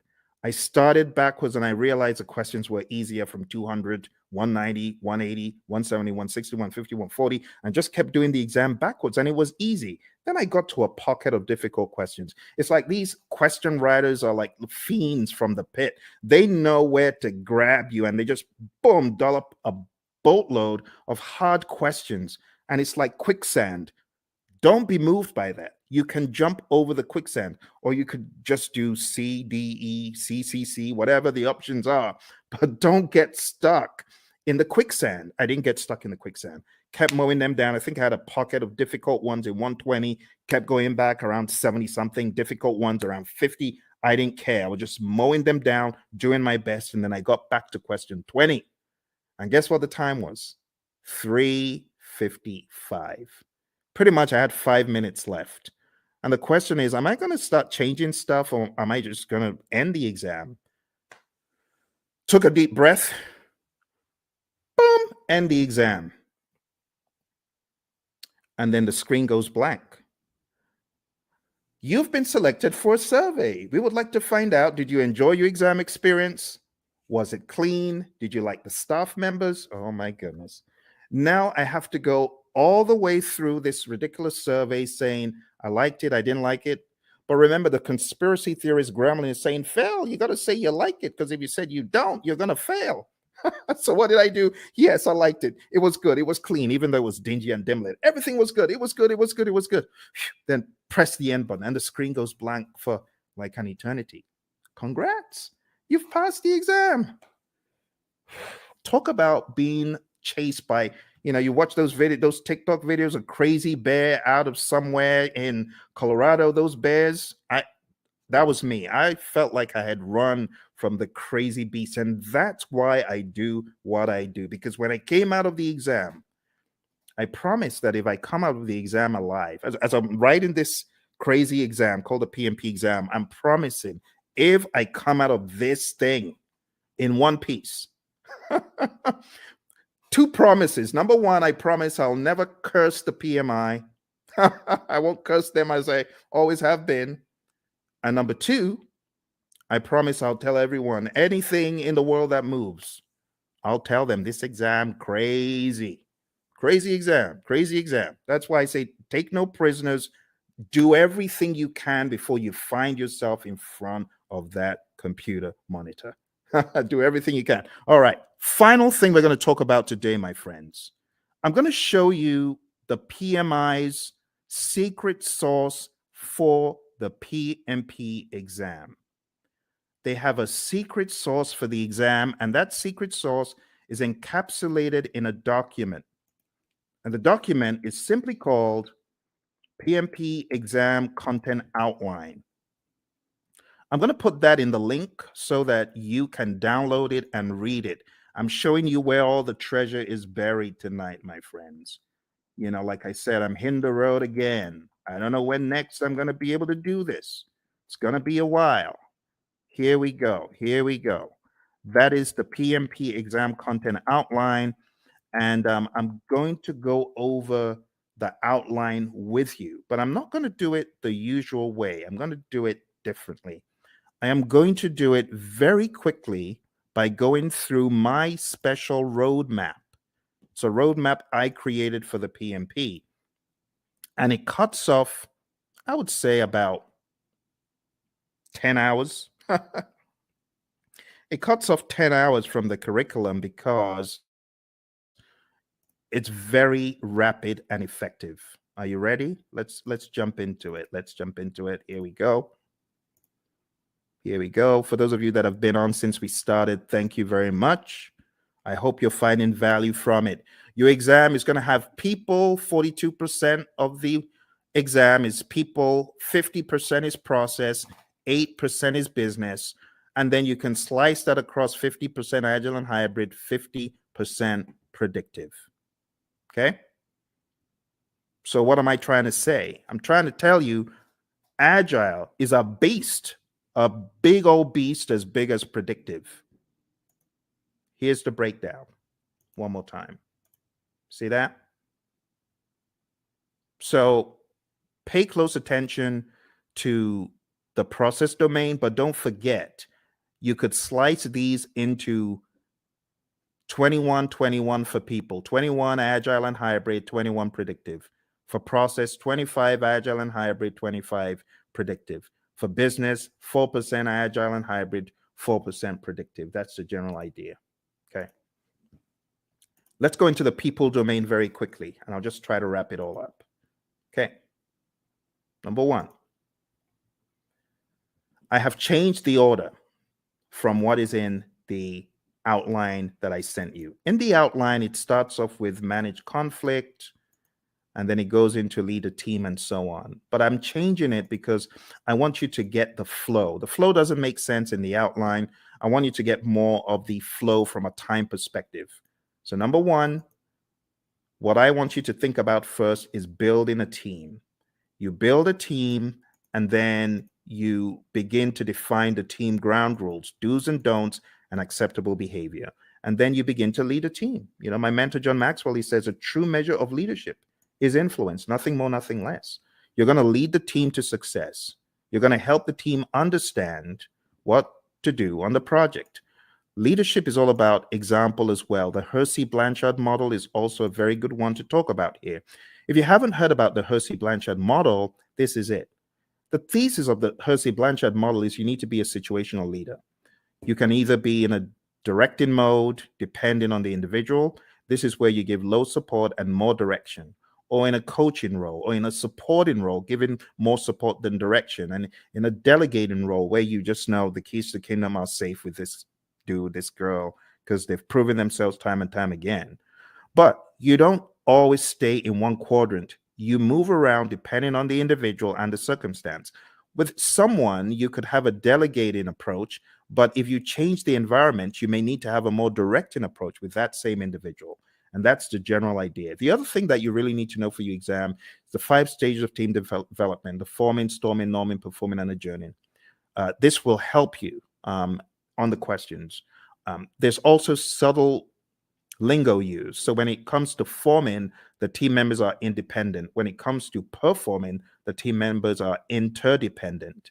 So you got to understand PMI's lingo when it comes to these. I would say it's worth checking how they discuss the 5 stages of team development, or Tuckman's ladder, Bruce Tuckman's ladder.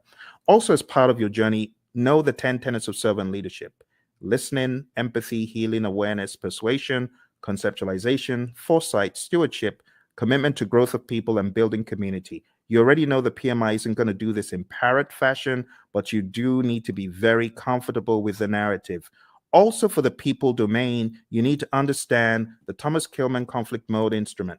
There's no image of this in the PMBOK guides, any publications from PMI, but you need to realize that you could be somewhere in the middle as far as your approach to conflict, or you could be very forceful to get your way, or you could be in a collaborate or problem solve mode, which means you're assertive about your needs and the other person's needs. You could be in the avoid or withdraw mode, or you could be in the accommodate or smooth mode. The accommodate or smooth means you're more focused on the person's needs than yours. Avoid or withdraw means you don't care about yours or the other person's needs. You just want to escape. And that's okay. But avoid or withdraw is not the end. You could be back. You could be back with some additional backup. It depends. Okay. So there they are again. The Thomas Kilmann conflict mode instrument, PMBOK 6, page 349. If you're in PMBOK 7, it's talked about differently. It's kind of wonky because it kind of went off something else instead of sticking to the Thomas Kilmann conflict mode instrument itself. This is what I would recommend, though, for your exam prep. Okay. So going back, we've talked about 6, 12, and 2. The other things you need to know for your exam: definitely understand how you as a leader should build shared understanding. Then we go to task 5, ensuring team members and stakeholders are adequately trained, which is a no-brainer. Number 13, mentoring relevant stakeholders. Whether you're the scrum master or the project manager, you should mentor. Empower team members and stakeholders. Manage conflict. This is where the whole conflict dialogue now comes in. Number 11, engage and support virtual teams. Understand the concept of the fishbowl window. Number 9, collaborating with stakeholders. Number 7, addressing and removing impediments, obstacles, and blockers. Number 3, supporting team performance through the application of emotional intelligence. Number 14, I beg your pardon, promoting team performance through the application of EI. And number 8, negotiating project agreements. Now, 3 and 14 are very close. Supporting team performance and promoting team performance, they're very similar. Supporting the team means you're there for them, you big them up in a meeting, you don't throw them under the bus. Promoting team performance through the application of EI is different. This means you are emotionally intelligent. Emotional intelligence means you're able to control your emotions, bridle your emotions, and you're also able to influence the emotions of others. And that's the people domain very succinctly, okay? As easy as ABC. But don't forget, in the document I sent you, every one of these is broken down into smaller enablers. I would recommend going through the PDF that I put in the chat. That will help get you to excellence in this. Okay, let's move on to the process domain. Before we get to the process domain, I really want to accentuate a couple of tools. Okay, the stakeholder power interest grid is big. Make sure you understand that before your exam. You could have the power interest grid, the influence impact grid, and other allotropes of it, and understand the planned stakeholder engagement process. This is where we have our stakeholder engagement assessment matrix. I call it the SEAM. This is where you have your current state of the stakeholder, and that is your desired state. They're currently unaware. You want them to be supportive. The question for your team then becomes, how do I get Bob from an unaware stakeholder to supportive? What are the actions that we need, right? And those are the actions that you got to discuss. So this is a great conversation piece for the real world as well, okay? In the task of collaborating with stakeholders, in which process do you build trust and gain support from stakeholders? What do you think? A, B, C, or D? All right. I'll go quick. So the answer to this, my friends, is where you are communicating with the stakeholders and working with them. And therefore, the best answer is manage stakeholder engagement. You won't get questions like that on the exam because those are very prescriptive to process name, but still you could get the process names expanded upon and camouflaged. So you do need to know what you're doing in each process. Here's another one. On your agile project, when facilitating a meeting with stakeholders, it is critical to do what? Is it hold the meeting in person? Is it develop and distribute an agenda prior to the meeting? Is it bring snacks? Or is it use technology to record the meeting so you can reference as needed? What do you think? Which one is more agile than the others? Which one makes sense? Okay, so which one is critical? In which one would the meeting sink if you didn't do it? Think about it. It's like a trick question. But you're not required to hold meetings in person in the world of Agile. You don't have to bring snacks and you don't have to record, but it would make sense. For example, if you're holding a retrospective, it would make sense for you to have an agenda and for you to share that. Okay. So this is an example of how, oh, looks a little bit difficult. Am I in the world of predictive? Or mine, it sounds a little bit predictive in the answers, but it says agile. So you got to be ready to face things like that. All right, let's move into the next domain, which is process. Okay. As usual, we have our roadmap, and these are the things we've just talked about. So I'll be very quick. Number one is actually task 13. So this is where you determine the appropriate methodology, the methods, the practices. Are we going to be agile, predictive, or something else? Then you got to establish a project governance structure for rules and regulations and how things work. And then number 9 is pretty much integration. You got to integrate project planning activities. Number 17 is plan and manage project or phase closure, pretty much close project or phase, which we've already looked at today. Number 8, plan and manage scope. Number 6, plan and manage schedule. Number 5, plan and manage budget and resources. So at a high level, number 8 is really scope management that we looked at. Number 6 is schedule management. And number 5 is budget and resources. I'm sorry, it's a little bit obscured because of the color on the screen. Number 7, plan and manage quality of products or deliverables. That's quality as a knowledge area.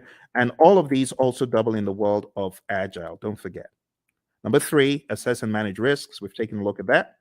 Number 12, procurement management, pretty much. Number 1, execute the project. Now we can execute the project. After you've done all that planning, now you execute with urgency to deliver business value.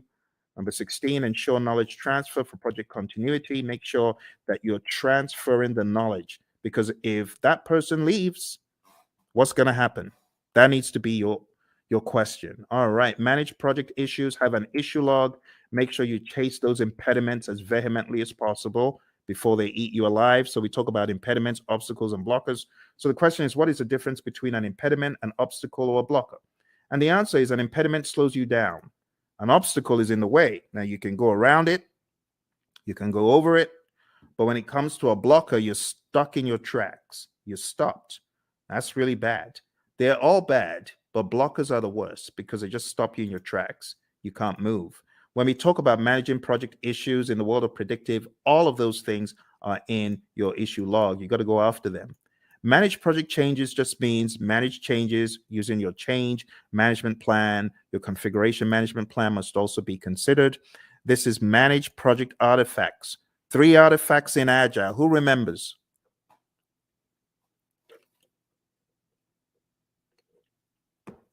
I'm getting some crickets. 3 artifacts we talked about. Does anyone remember?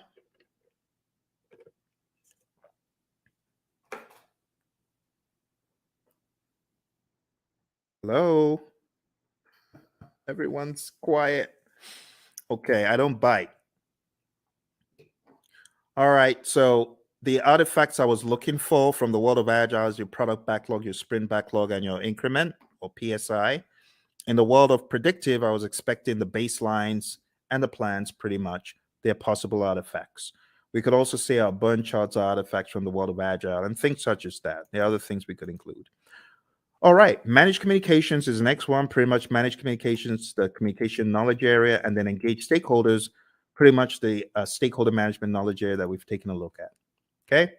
Don't forget, there's some really important stuff in the Agile Practice Guide as far as the incremental agile predictive iterative mantra, knowing when one is better than the other. So if there's a low degree of change, but there's a high frequency of delivery, it's incremental, stuff like that. This image is going to help you master.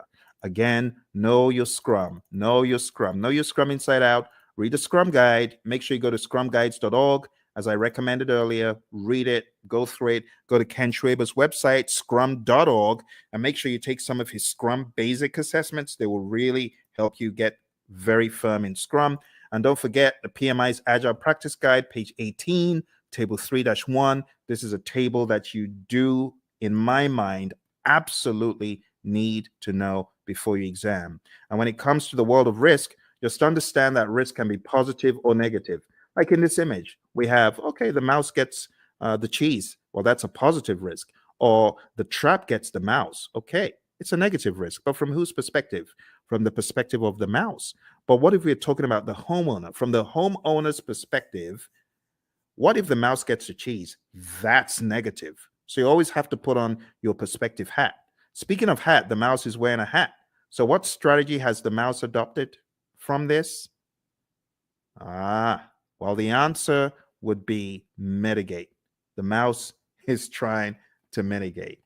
Okay. Let's move on to the final domain. The final domain in this narrative, my friends, is a business domain. And in the business domain, we have 4 tasks. Number 1, plan and manage project compliance. Make sure that you are complying.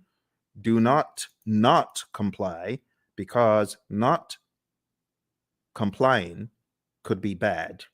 We're going to hear from our buddy Roy very quickly here. He's going to share an agile perspective of compliance. Let's hear what Roy has to say. So Roy, is this a good word in agile space? Well, maybe it's a necessary word. We certainly don't like it, but it is functionally correct. It is technically the correct word to use. But we do want to make sure that we're aware of what compliance regulations are in place, so that we don't get ourselves in trouble.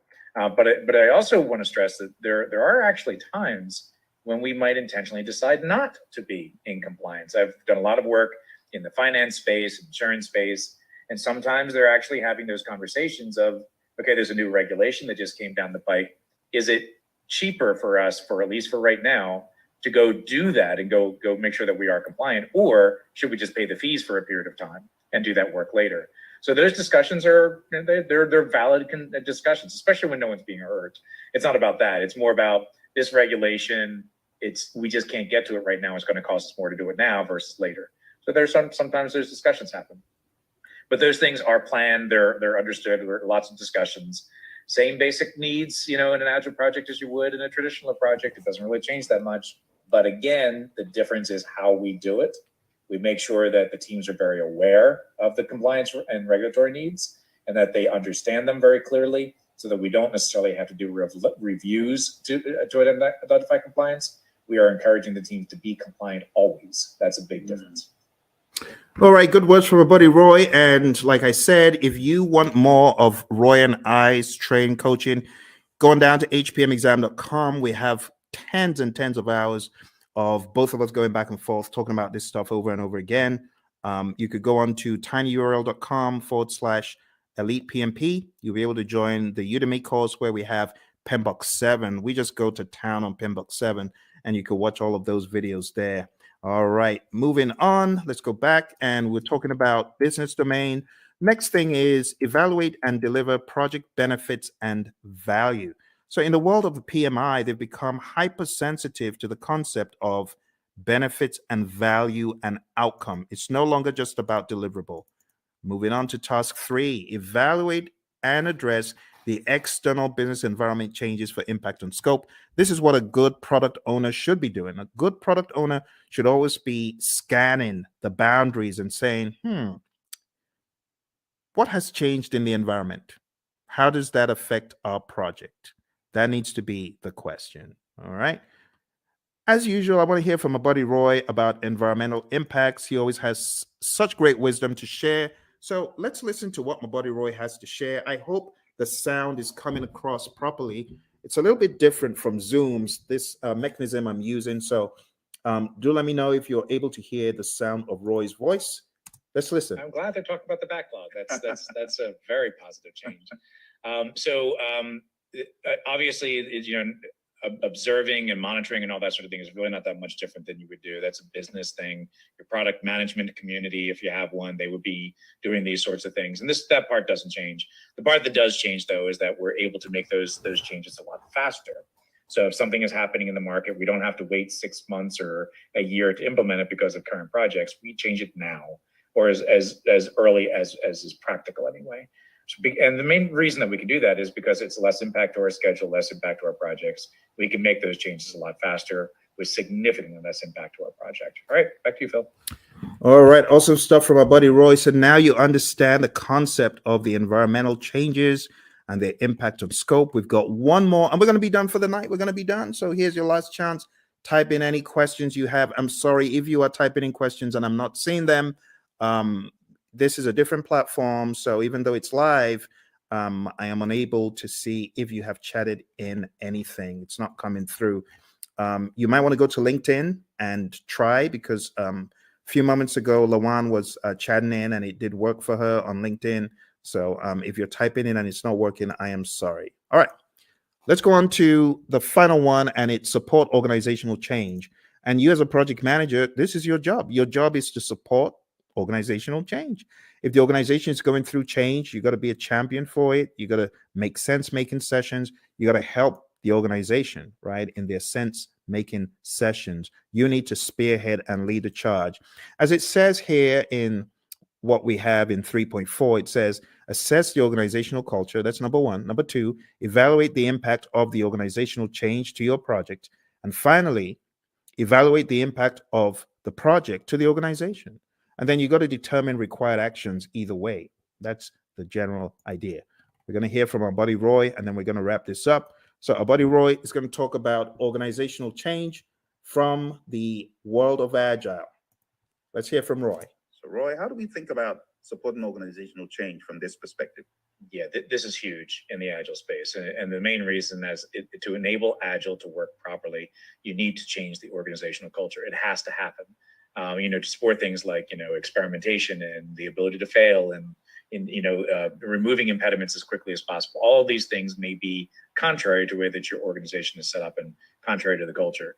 So as project managers, as scrum masters, you need to be evangelists and champions of the process and encourage that change by educating your leaders, educating your business partners, your stakeholders, making sure they really understand what this is all about.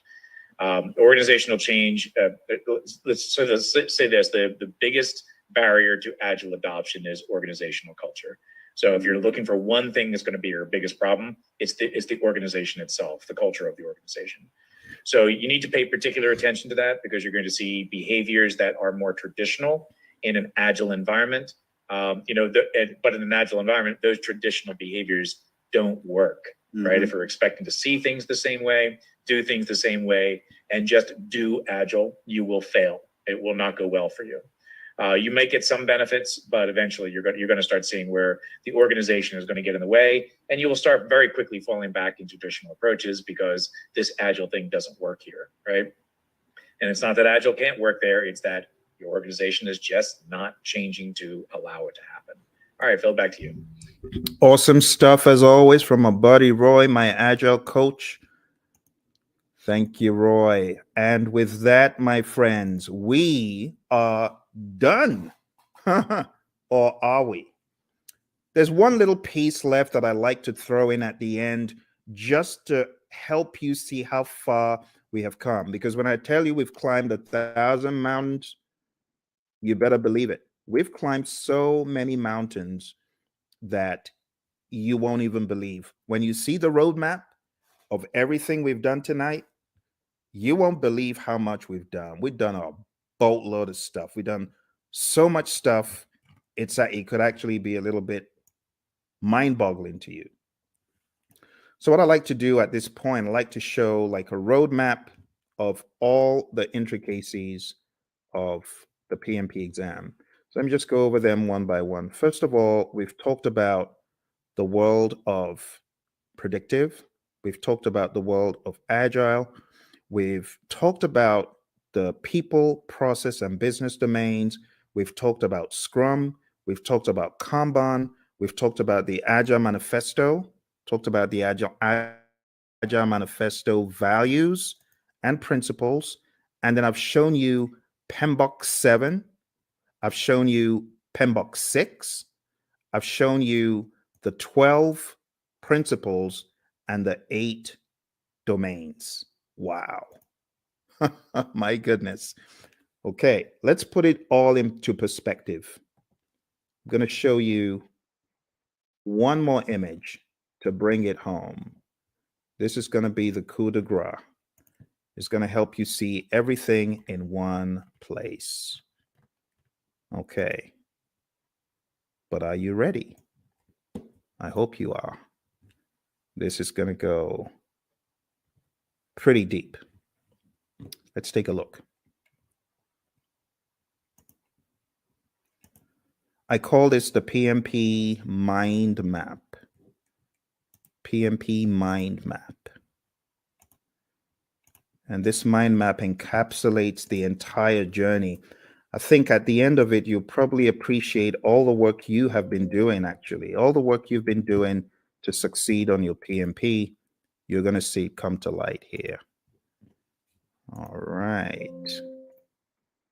Here we go.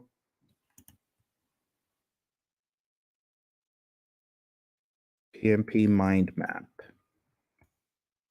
You might have seen a video where I talked about this in the past, but it's always new because of the enormity of what we have done tonight.